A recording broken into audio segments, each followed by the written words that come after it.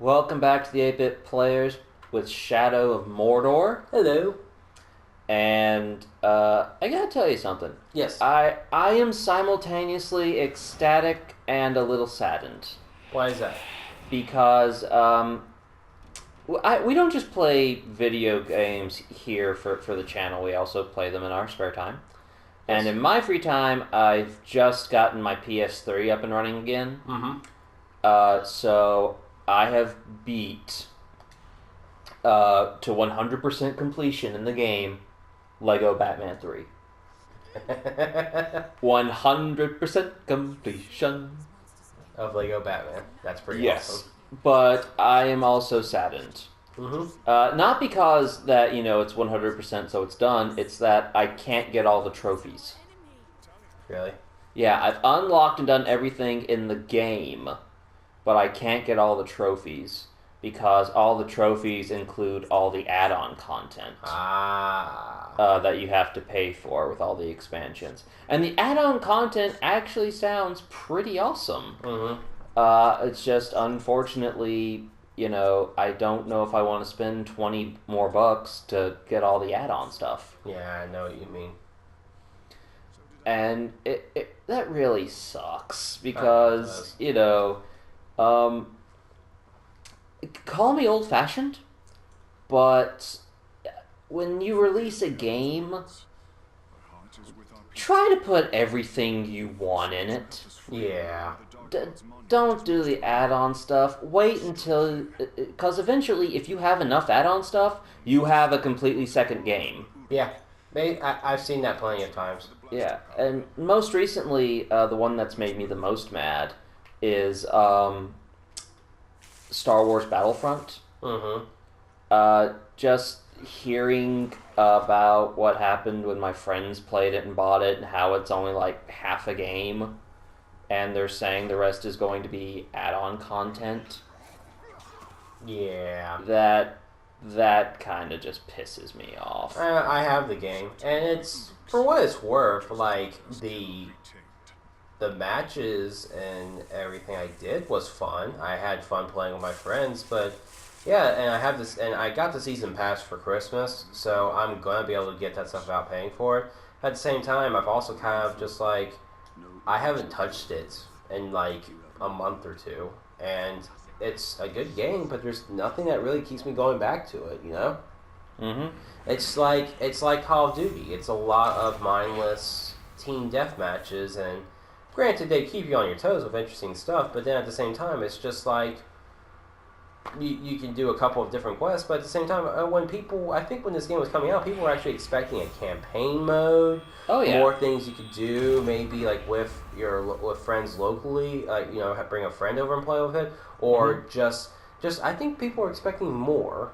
Yeah, and I know I was because I played Star Wars Battlefront 1 and Star Wars Battlefront 2 on my PS2 just so fucking much. Oh, I did too. I loved the campaign was kind of hit and miss, but you know what? It was still there, and I enjoyed myself.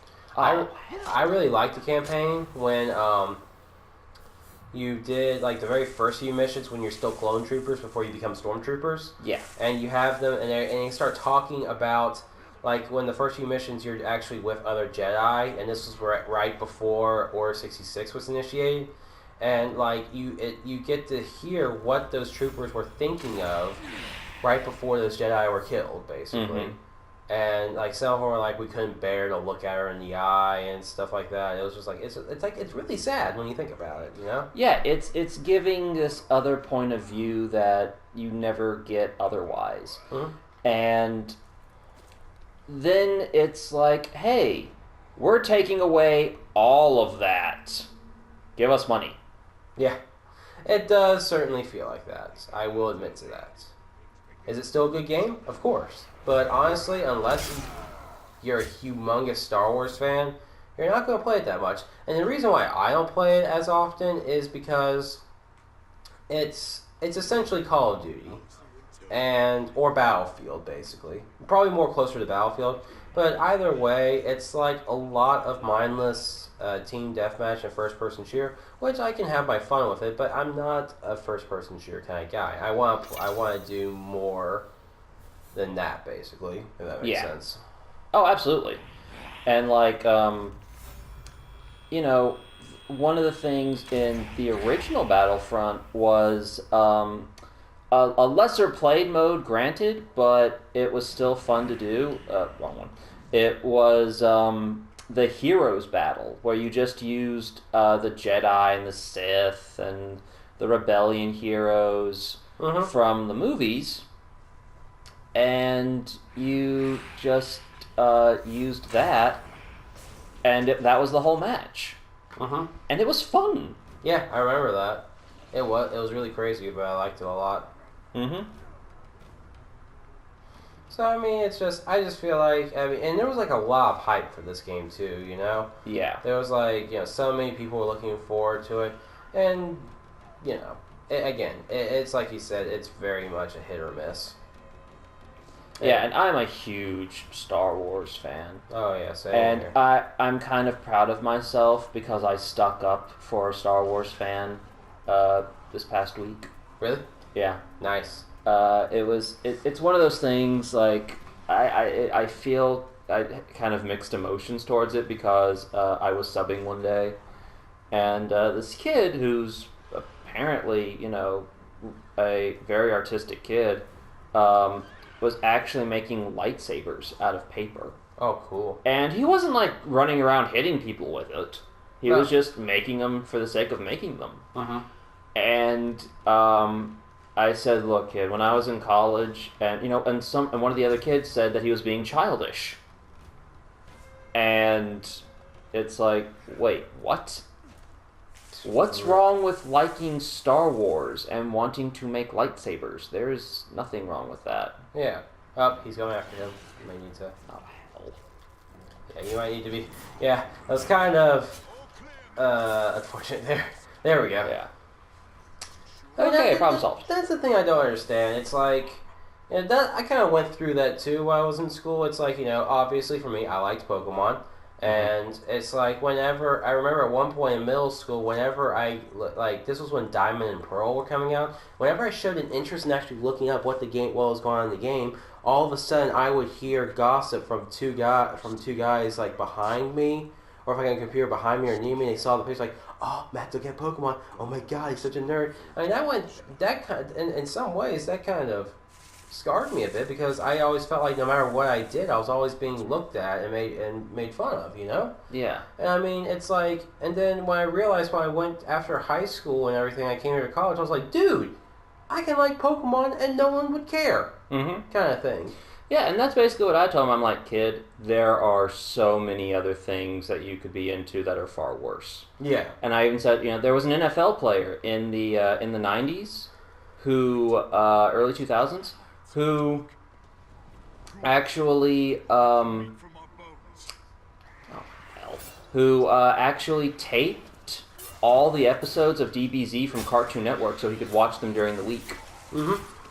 There's an NFL player right now who is into Pokemon, and he admits it. And so he just goes, really? I said, yeah. And when I was in college, a friend of mine who wanted to work on his design skills asked me to choreograph a fight scene with lightsabers so he could make the people use lightsabers. Nice. So I'm like, yeah, don't ever feel bad about liking that. I'm happy that you did that. That makes me feel very good. Ooh, hello. For a second, I thought that your friend with you was like he took up the same page as you, but it looks like the ghouls are. Yeah, they're on their own little game. Yeah. Ooh, hello.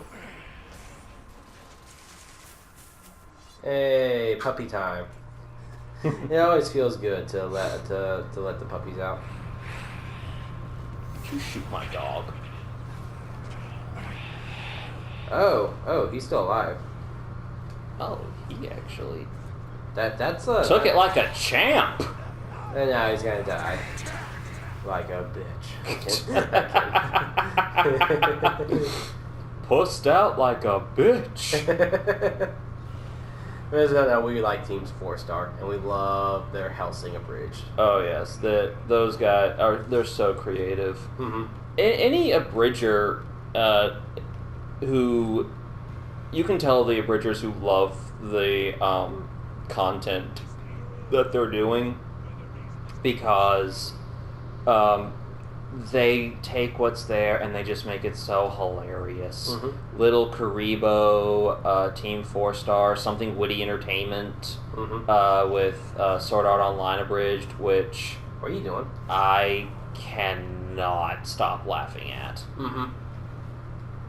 And I was waiting to see where that other Auric went, but apparently Doggy took care of him. Yeah. So where are you supposed to go to now? Following him. Okay. We're clearing a poisoned grog cart's path, apparently. Okay, gotcha. Sorry. And hopefully this will poison a camp so that it will draw out the black captains. He's really into that whole poison thing, isn't he? Yeah, well, I would be too, especially when you don't have the numbers. Yeah, that's true. I guess you're right. Yes, in that case, it would be the most effective. Ow. Yeah, I took one for the team. I had to get close enough. Puppy's still alive? Yep, Puppy's still alive. Oh boy. He does not play well with others, does he? No, sir, he does not. Where'd he go? He's over there. Yes, we know he's taking damage. Thank you for telling us. Now, may we go on? That's funny. Oh, there's a herb up here. Oh, sweet. Uh-oh. I realize I'm moving out of the mission zone. I was just working on something. Thank you. Can I please just do what I want? Gosh! Yeah, that immersion thing really works well here. Now that's immersion, motherfuckers. I think that might be my funniest review from Yahtzee of Zero Punctuation. Mm-hmm. Of his review of Assassin's Creed Unity, where he talks about we're not playing as Future Desmond anymore. We're playing instead as another guy. So we're a player sitting at home, playing as a player sitting at home playing a video game. Now that's immersion, motherfuckers. That's pretty witty. I like that. I tend to like his reviews. They give me a good laugh. Yeah. Even if I don't always agree with them, they still make me laugh. At the same time, I haven't really. There's some of course I do disagree with him a lot because there are like certain opinions I have, but like at the end I understand where he's getting at and why he says this game is doing what wrong, because it's like you have to kind of look beyond on how he's always swearing and saying these really creative lines and really see now what does that mean actually, and it's pretty funny when you understand that. It's like I like to laugh at it. I can understand, like, if there's a game I enjoy, but if I understand where its flaws are at, that makes me kind of enjoy it even more. It's like, but I remember those tough times too. Mm-hmm. Like, when he was reviewing Final Fantasy 13... Oh, God, Yeah, Final Fantasy 13 and Lightning Returns, I laughed wholeheartedly. Oh, he did all three of the games, actually. And I don't really like Final Fantasy 13 because I've seen my friends play it, and I just don't understand what the hell's going on. Yeah, I have it, and I've technically reached halfway into the game, but it's like, I haven't brought myself to finish it, because it's kind of, I'm not going to say tedious, but it's like, there's not much of a reason of why I want to go back and play it for some reason, you know? I guess I just didn't really enjoy it either. There's not much substance. Yeah. So if you want to, real quick, we'll go ahead and pause, and we will finish up this mission next time on 8-Bit Players. Alright, till next time. Later. Later.